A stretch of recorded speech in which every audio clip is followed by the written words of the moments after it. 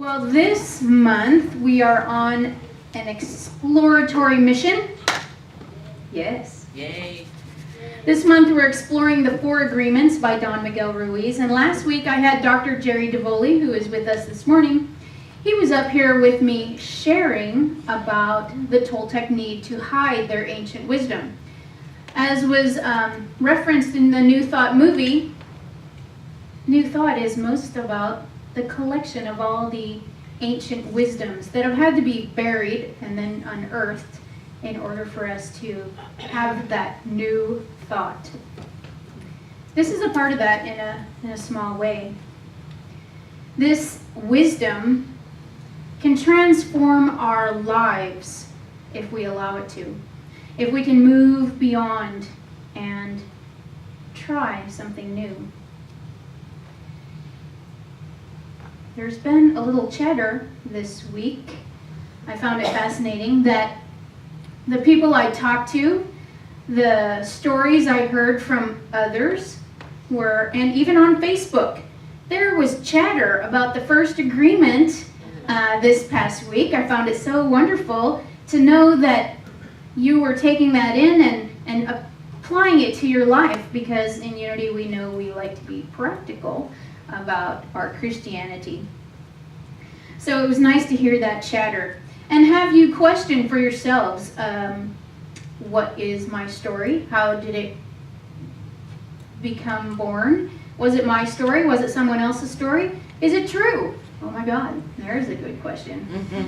Are we sharing the story of ourselves, or are we sharing a story that actually belongs to someone else? Is it positive? Is it negative? Is it gossip?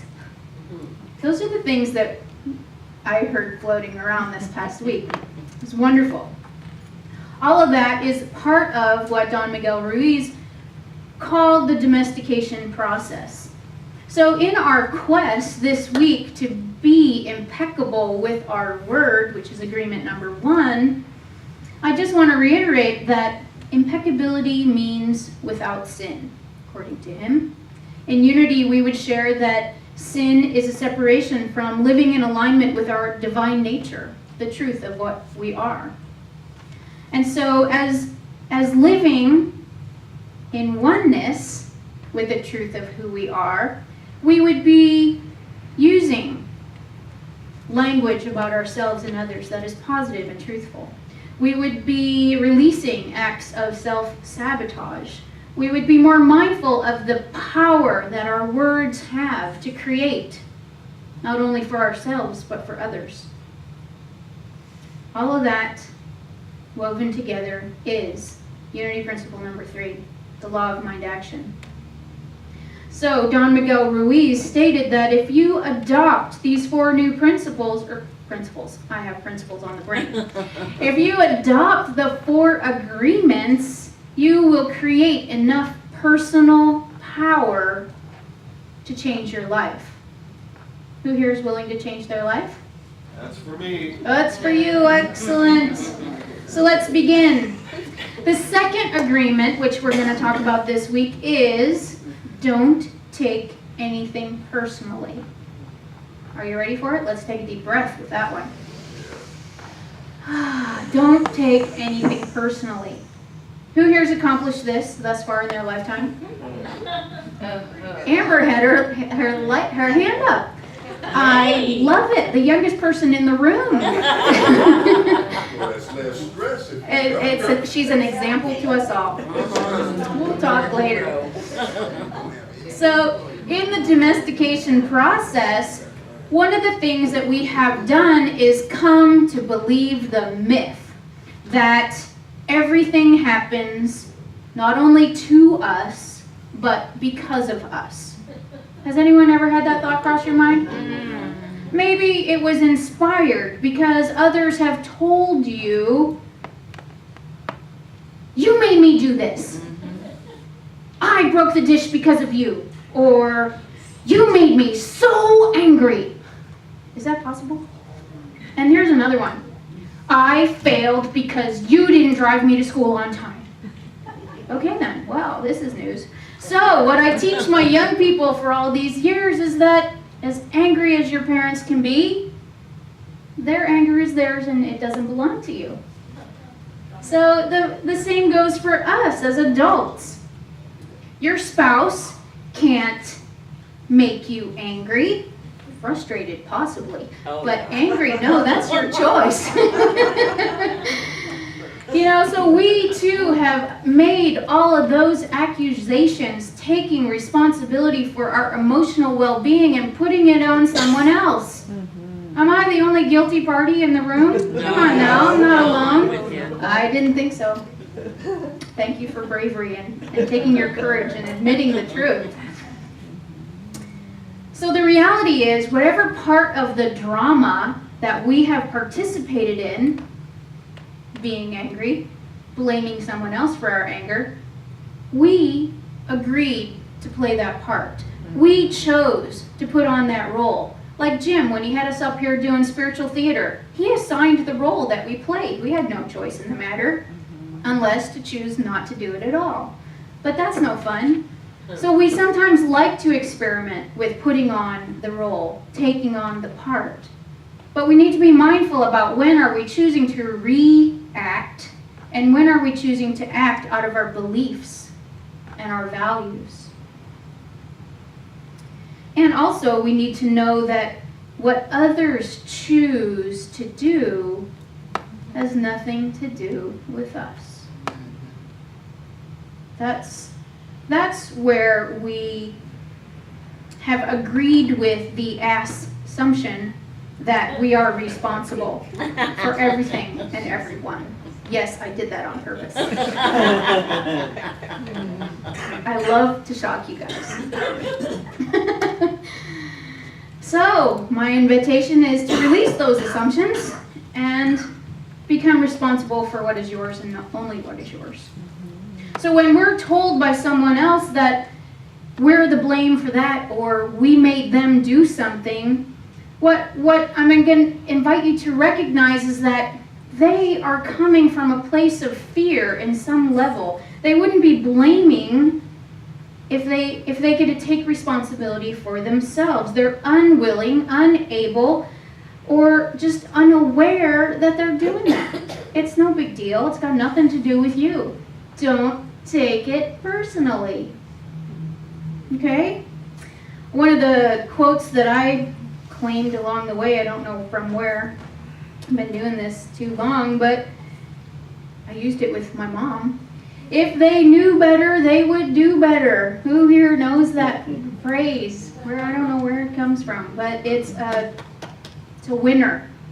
So when someone is taking their fear and projecting it on you, don't take it personally. If they knew better, they would do better. Don Miguel Ruiz says that he doesn't take anything personally. He doesn't take praise personally. He doesn't take judgment personally. Charles Fillmore said, "What other people think of me is none of my business." I agree.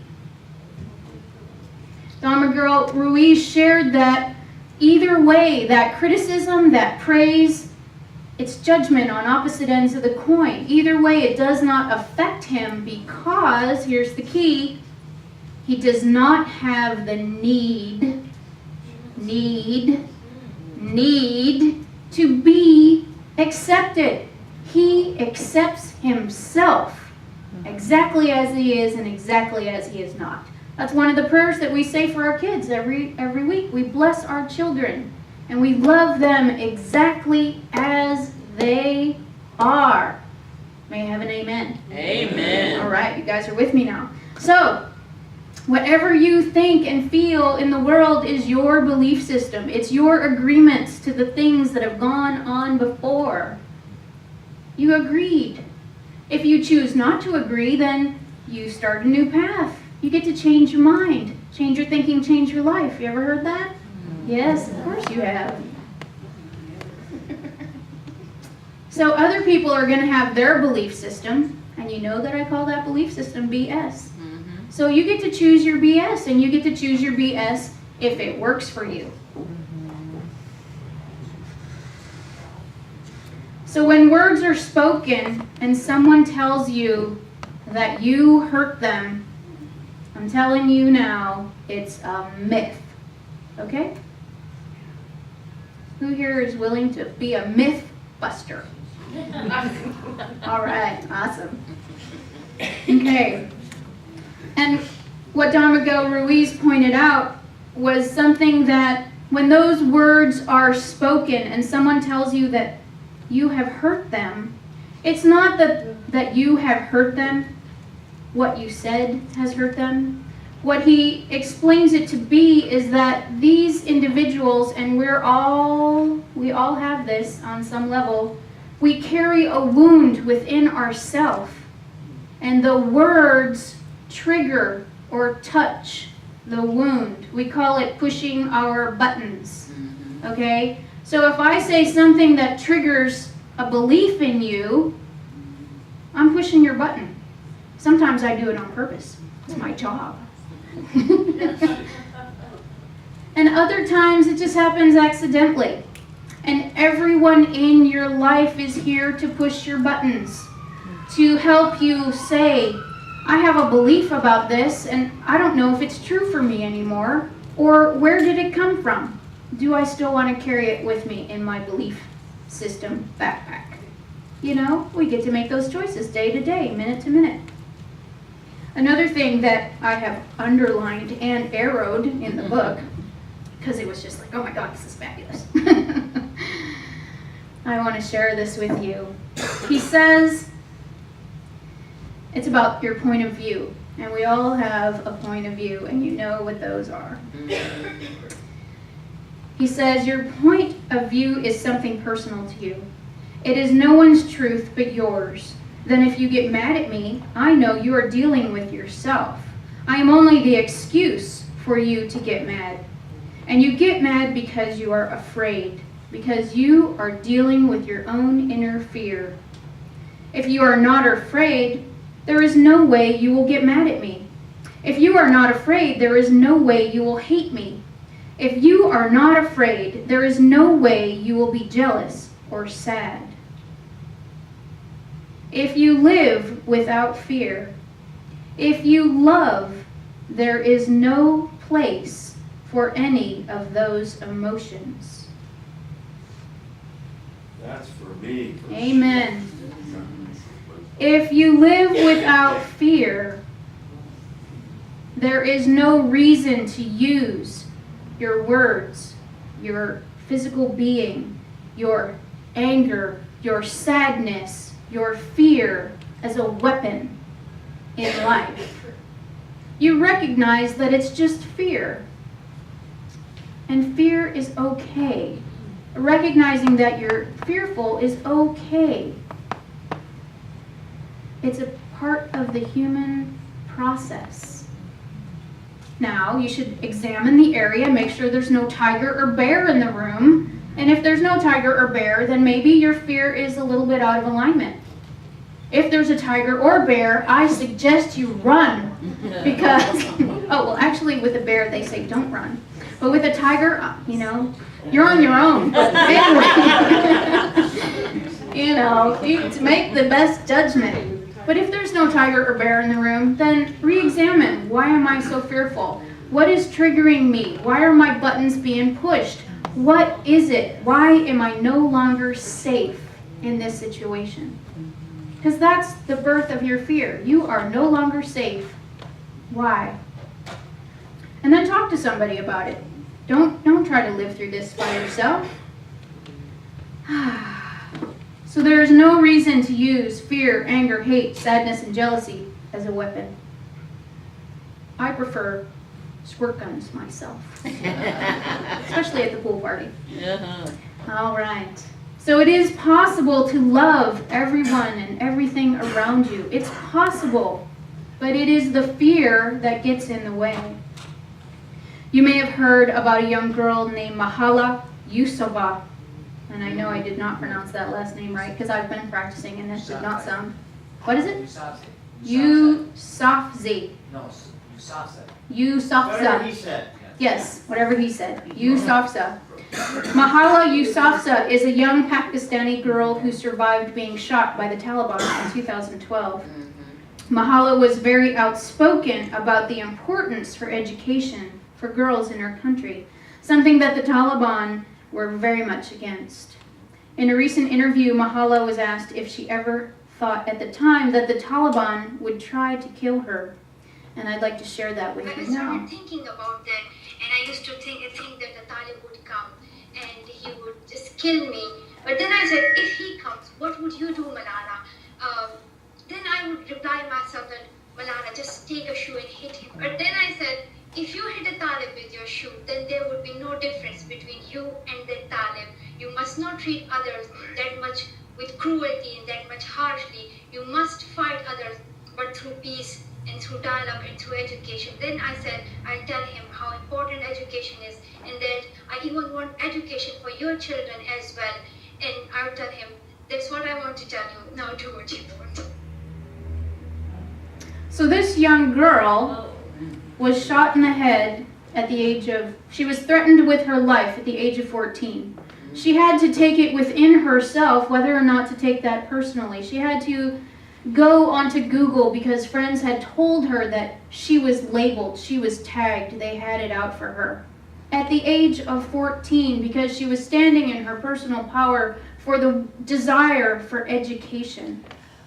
She wasn't fearful for herself, she was fearful for her father because she did not believe that the Taliban would kill a child. And lo and behold, they did attack her and her schoolmates.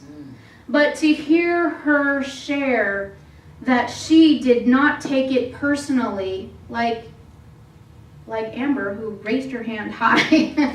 It is the youth of our world that are willing to stand in their personal power to say, I want a different life, I want a different world, I want peace, I want education. I want a world that everyone feels safe in. She did not take it personally that she and her friends were attacked. She did not react to thoughts of fear. She stood for what she believed to be important for herself and others, and for the generations that come next behind her. This level of personal power can be an immunity. And the gift of this agreement, don't take things personally, is an immunity to the poison of negativity, to the poison of fear, to the poison of others' anger and violence. We don't have to accept that to be true for ourselves. We can stand and practice the golden rule as Malala did, because she stated that in the first words of that clip. She made herself immune to the poison of the Taliban. They may have shot her to send a message that they no longer wanted girls to receive education, but they failed. They failed because this young girl has taken it out into the world and is now sending a stronger message that each and every person has the ability to stand in their personal power, to stand for what they believe to be true and right, regardless of age, regardless of gender, regardless of nationality. So the golden rule lives on through actions of peace, dialogue, and education are her request. And through these things, our world can be restored. And I challenge you to do your part. Namaste. Namaste.